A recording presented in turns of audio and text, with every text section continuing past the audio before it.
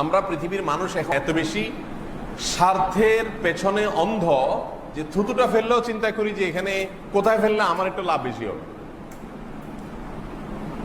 পাশের জমিওয়ালার জমিতে যদি থুতুটা ফেলি তাহলে অন্তত আমার জমিটা একটু থুতুর থেকে বাঁচলো, একটু হলেও লাভ হইলো। এই জন্য থুতুটা একটু জোর করে আরেকজনের জমিতে ফেলতে পারলে সেটা আমার লাভ। আমরা হলাম সেই মানুষ।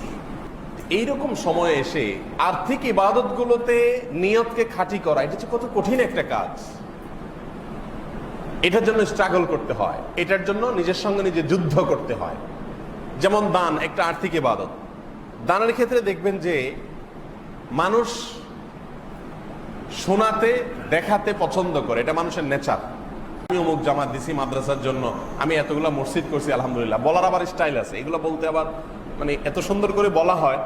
এই বলার স্টাইল দ্বারা বোঝানো হয় যে আমার নিয়তের মধ্যে কোনো ভেজাল নাই ভাই, আমি আপনাকে শুনাইতে চাই নাই, কথার কথা বললাম আর কি, ঠিক না? যেমন একটা এক্সাম্পল এভাবে বলে যে ভাই আল্লাহ করাইছে, আমি আসলে আর কি করবো, আল্লাহ করাইছে আমার দিয়া 5টা মসজিদ, ভাই আল্লাহ করাইছে ভাই, আমার কিছু না ভাই। বুঝতে পারছেন? কোরবানিটা আসলে আমাদেরকে আল্লাহর সন্তুষ্টির জন্য নিজের সকল সুখ ত্যাগ করার শিক্ষাটা কোরবানি দেয়। এখন আজকাল মুশকিল হলো কোরবানির গোশত আমাদের বাসায় উঠে আমরা খাই, ঠিকই আছে, কোরবানির আসল যে শিক্ষা সেটা আমাদের ভিতরে একটুও আসে। কোরবানি মানেই হলো ত্যাগ। কোরবানির শব্দের অর্থটাই কি? ত্যাগ। ত্যাগ। আপনি বাজার থেকে তরতাজা গরু কিনে এনে জবাই করে তাজা গোশত উঠে ফ্রিজে বললেন, খাইলেন, খাওয়াইলেন, মৌজ মাস্তি করলেন, দিলেন মানুষকে, এটা তো ভোগ। এখানে তো ত্যাগের কিছু নেই। ত্যাগটা হলো এর পেছনে লুকায়িত। সেটা হলো ওই ইব্রাহিম আলাইহিস সালাম আল্লাহর নির্দেশকে পূরণ করতে গিয়ে সকল কিছুকে ত্যাগ করেছেন, জবাই করেছেন, এমনকি নিজের সন্তানের গলে ছুরি দিতেও রাজি হয়েছেন। দেওয়া লাগে নাই কিন্তু রাজি হয়েছেন।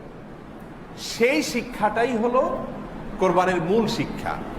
ওইটা নিয়ে যদি আপনি ফজর নামাজের সময় আরামের ঘুম ত্যাগ করতে পারেন, এই যে ত্যাগ, আপনি হারাম নিতে পারেন, হাতছানি আছে, বিশাল বড় লোভনীয় অফার, চাইলেই ঘুষটা নিতে পারেন, চাইলেই সুদের কারবার করতে পারেন, চাইলেই চুরি করতে পারেন, দুর্নীতি করতে পারেন, কিন্তু আল্লাহর ভয়ে করলেন না, এর নাম ত্যাগ। কোরবানি শিক্ষা দেয় যে আল্লাহর আদেশ মানতে গিয়ে, আল্লাহর নিষেধ থেকে বাঁচতে গিয়ে সবকিছু ত্যাগ। আমি একটা গ্রুপ মেনটেন করি, একটা দল মেনটেন করি, একটা সার্কেল মেনটেন করি, কিন্তু দেখা গেল যে এটা মেনটেন করতে গেলে আল্লাহ অসন্তুষ্টির দিকে যেতে হয়, এই জন্য এদেরকে ত্যাগ করে দিলাম, এর নাম ত্যাগ। কোরবানির শিক্ষা। একজন বন্ধু, আমার অনেক ঘনিষ্ঠ বন্ধু, কিন্তু দেখা গেল যে তার সাথে চলতে গেলে আমার নামাজটা ঠিকমতো হয় না, সে তার সাথে চললে আমার আল্লাহ থেকে আরো দূরে সরে যেতে হয়, এই বন্ধুকে ত্যাগ করে দেওয়া, কাট করে দেওয়া, এটার নাম ত্যাগ। এগুলো শেখায় কোরবানি। এখন এই শিক্ষাটা নেওয়ার খবর নাই, শুধু গোশত নিয়ে আমরা হুলস্থুলের মধ্যে আছি। মোহতারাম হাজরিন, অনেক মানুষ কোরবানি করেন, বিশেষ করে যে করোনা প্যান্ডামিক আসছে, অনেক মানুষ কোরবানি করবেন এই জন্য যে মানুষ কি বলবে, লোকে কি বলবে। সারা বছর করে আসছি, সারা জীবন করে আসছি, এবছর না করলে মানুষ কি বলবে। ছেলে মেয়েরা, নাতি নাতনিরা আশপাশে সবার কোরবানি দেখে চেয়ে থাকবে, কেমন লাগে। এর মানে কি? এর মানে হলো কোরবানি হলো নিজেদের এই সমস্ত খাহেশ মেটাবার জন্য, এটা ইবাদত না। মানুষ জিজ্ঞেস করে, হুজুর ঋণ করে কোরবানি দেওয়া জায়েজ আছে কিনা? কত শত মানুষ যে এই প্রশ্ন করে, হুজুর ঋণ করে কোরবানি করা জায়েজ আছে কিনা। কারণ কোরবানি তো করতেই হবে, আবার ভাগে দেওয়া যাবে না। বাড়িওয়ালা মানুষ, একটা ব্যাপার স্যাপার আছে না, ভাগে কোরবানি দিলে মানুষ থাকে নাকি? ছাগল দিবা, হায় হায়, তাহলে তো শেষ। ছাগল দিলে তো আর এলাকা থাকার কোনো যুক্তি নেই, নিজেই ছাগল হয়ে গেলাম। ছাগল কোরবানি দেওয়ার জিনিস হলো, এই জন্য গরু দেওয়া লাগে, প্রয়োজনে লোন করা লাগে।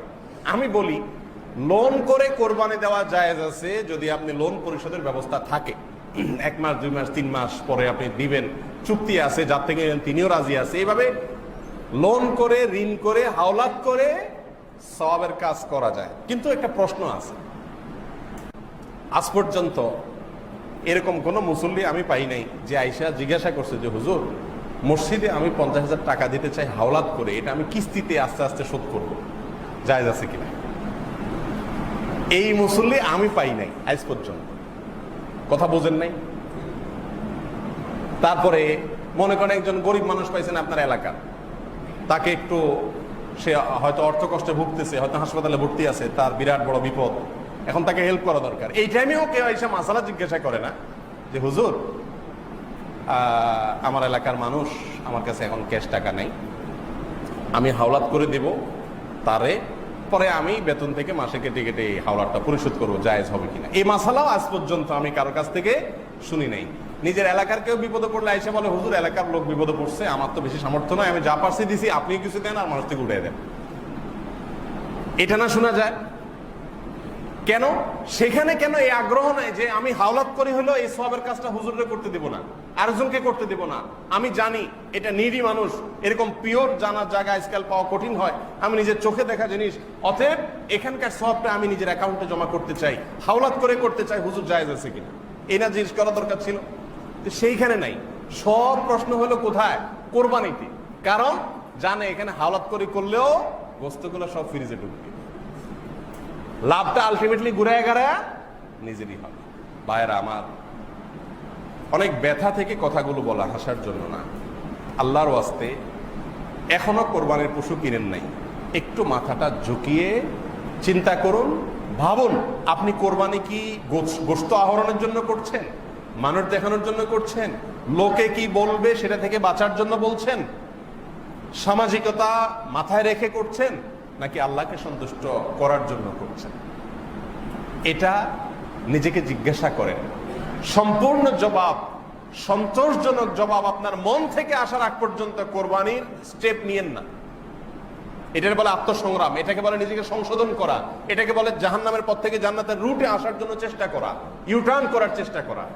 আমি অনুরোধ আজকে আপনাদেরকে রাখছি, এবং আমি প্রায় সময় বলি যে আপনার কোরবানি আল্লাহর জন্য হচ্ছে না, কয়েকটা পরীক্ষা করতে পারেন। এক নম্বর হলো, আপনি সব বছর গরু দেন, এবছর একটা ছাগল দেন, দেখেন তো আপনার মনে রাজি হয় কিনা। ছেলে মেয়ে বলবে আব্বু কি বলো, তোমার মাথা ঠিক আছে, তুমি শুধু একটা ছাগল দিবা আর কিছু না, না সাথে গরু দিবা? না, গরু টরু না, শুধু একটা ছাগল দিব মা।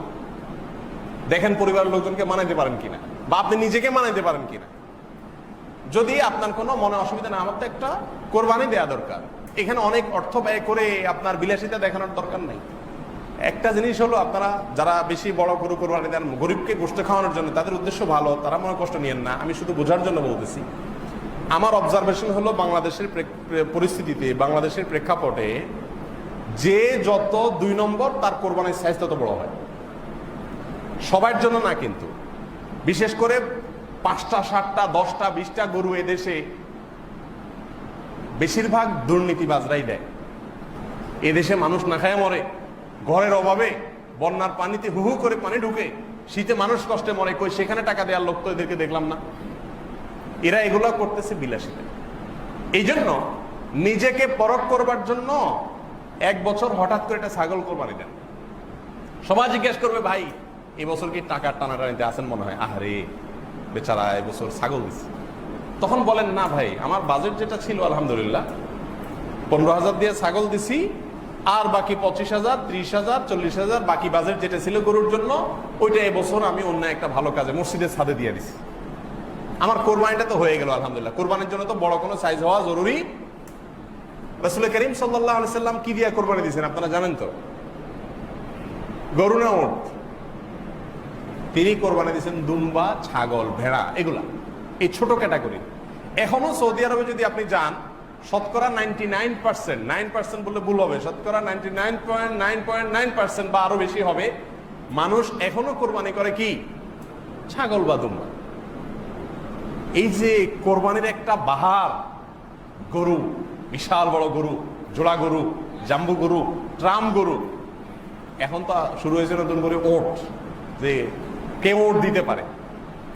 ভাইরা আমার, নিজেকে সংশোধন করার উদ্দেশ্যে একটা বছর বা মাঝে মধ্যে একটু স্ট্রাগল করে, যে ঠিক আছে আমি দেখি আমার আল্লাহর জন্য হচ্ছে কিনা, আমি দেখি একটা ছাগল দিই মন মানে কিনা, সাইজটা আমার কাছে ফ্যাক্ট কিনা, এটা একটা।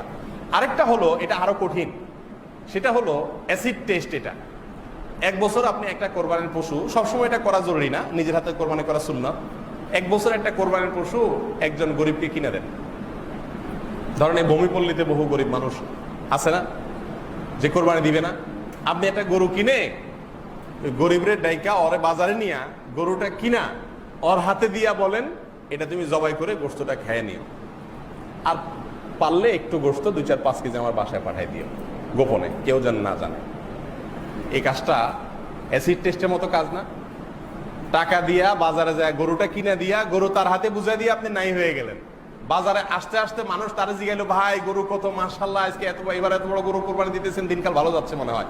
সে তো মিটমিট করে হাসলো আর বাবা নিল, সব কার অ্যাকাউন্টে জমা হলো? কার অ্যাকাউন্টে জমা হলো? আপনার অ্যাকাউন্টে জমা হলো না? আমি কি বুঝাইতে পারছি বিষয়টা? এইভাবে মাঝে মধ্যে, আমি বলতেছি না প্রতি বছর করেন, মাঝে মধ্যে এরকম করেন, এলাকার সবাই জানবে যে আপনি কোরবানি করেন নাই, আরে একটু করে গোশত পাঠাবে আপনার যে বাসায়, আরে ভাই এবার গোশত কোরবানি করেন, মনে হয় টাকা পয়সার টানাটানি আছে, আপনি মিটমিট করে হাসলেন, তাদেরকে কিছু বললেন না, কিন্তু আল্লাহ জানে আপনার কোরবানিটা হয়ে গেছে, সব অ্যাকাউন্টে জমা হয়ে গেছে, গোশতটা কে খাচ্ছে? আরেকজনে খাচ্ছে, আর ক্রেডিট বাহবা যা আছে সব নেওয়ার সেই গরিব মানুষ নিচ্ছে, আর সব টাকার অ্যাকাউন্টে জমা হচ্ছে আপনার অ্যাকাউন্টে। বুঝেন নাই পলিসিটা? জীবনে 1-2 বার এরকম করেন, দেখবেন ওই নফস, আমাদের নফস যেটা তেড়া প্রবৃত্তি, এটা শুধু কাল বাঁকাউতি করতে চায়, ওটা দেখবেন যে একদম হুল ভেঙে দেওয়া হবে, একদম সাইজ হয়ে যাবে। এটাকে বলে আত্মশাসন। আত্মশাসন, নিজেকে সংশোধন করা, নিজেকে সাইজ করা, নফস বা প্রবৃত্তিকে নিয়ন্ত্রণ করা, এটা চেষ্টা করা দরকার। এক কথায়, আপনি কোরবানি করার আগে আল্লাহর জন্য করছেন কিনা সেটা এনশিওর হন। যদি আল্লাহর জন্য না হয়, গোশতের জন্য হয়, তাহলে এটা লস প্রজেক্ট। কোরবানির সময় গরুর গোশতের কেজি প্রতি কত পড়ে?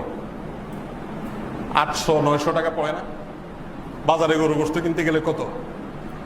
550-600 টাকা ভালো ভালো গোশত পাওয়া যায়। আল্লাহ তাআলা আমাকে, আপনাকে, আমাদের সবাইকে শুধুমাত্র এবং শুধুমাত্র আল্লাহকে সন্তুষ্ট করার জন্য কোরবানি করার তৌফিক দান করুন।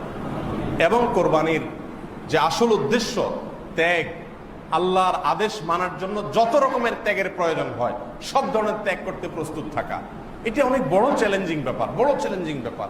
আল্লাহ তাআলা সেই ত্যাগ করার ঈমানি শক্তি, তাকওয়ার চেতনার শক্তি আমাকে, আপনাকে, আমাদের সবাইকে দান করুন।